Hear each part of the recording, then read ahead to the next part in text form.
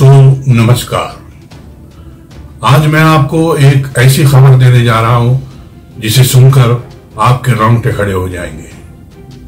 ये ऐसी खबर है जिसे अभी किसी भी मीडिया ने या अखबार ने अपने संज्ञान में नहीं लिया है, लेकिन ये खबर दुनिया में उथल पुथल मचाने के लिए बहुत बड़ी है। दोस्तों, अभी सूत्रों से पता लगा है कि रूस के जो प्रेसिडेंट हैं, आजीवन प्रेसिडेंट पुतिन जो हैं, व्लादिमीर पुतिन, वो वहां से गायब हो गए हैं। या फिर कहें उनको मॉस्को से हटा दिया गया है। वो इसलिए हुआ है क्योंकि उनकी जान पर खतरा बताया जा रहा है। रूस में जैसे कि सबको पता है कि पिछले कई दिनों से बहुत भयंकर विद्रोह चल रहा है। एक तो पुतिन के खिलाफ, महंगाई के खिलाफ, बेरोजगारी के खिलाफ, और जो पुतिन ने यूक्रेन के साथ युद्ध छेड़ा हुआ है जिसमें हजारों लोग, हजारों सैनिक मारे जा चुके हैं, लेकिन उसका कोई नतीजा नहीं निकल रहा है।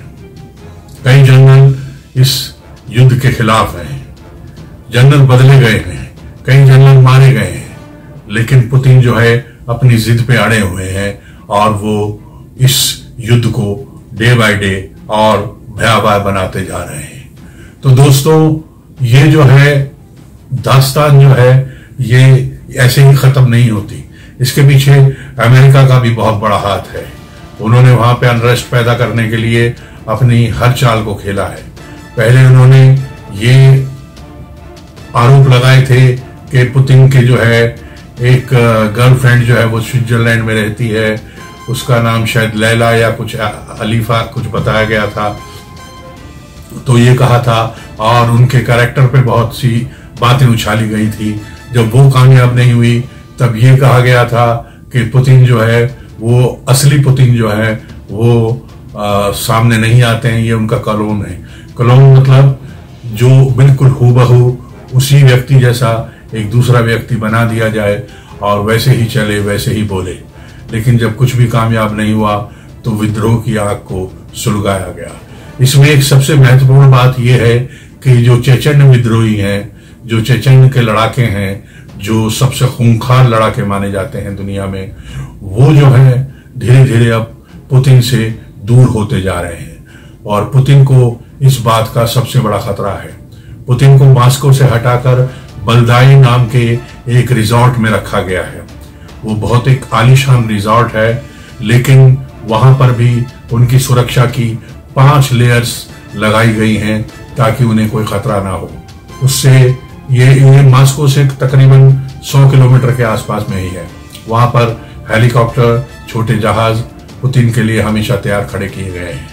और वहां से कुछ दूरी पर जो है एक ऐसा बंकर है, एक ऐसा तहखाना है कि अगर कोई परमाणु युद्ध होता है तो वो उसके अंदर 2 से 2.5 महीने तक आराम से रह सकते हैं। बिजली, पानी, खाना, सब वहां पर मूलभूत सुविधाएं जो हैं वो मुहैया होंगी और उन्हें कुछ नहीं होगा।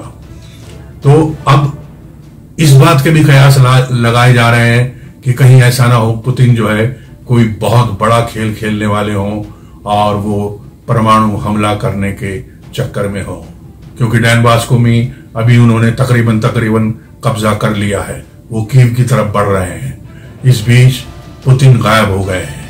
अब सारी कमान जनरल से संभाली हुई है और पॉलिट ब्यूरो ने संभाली हुई है। कम्युनिस्टों में एक चीज जो है वो सर्वव्यापी हर जगह हर देश में पाई जाती है कि अगर बंदा वहां नाकामयाब हो जाए या फिर वो कमजोर पड़ जाए तो फिर उसको कोई रहम की गुंजाइश नहीं दी जाती और उसे कड़ी से कड़ी यातना से गुजरना पड़ता है। क्या पुतिन भी ऐसे ही हो रहे हैं? क्या पुतिन भी उसी रास्ते पर जा रहे हैं? इसको आने वाला वक्त बताएगा।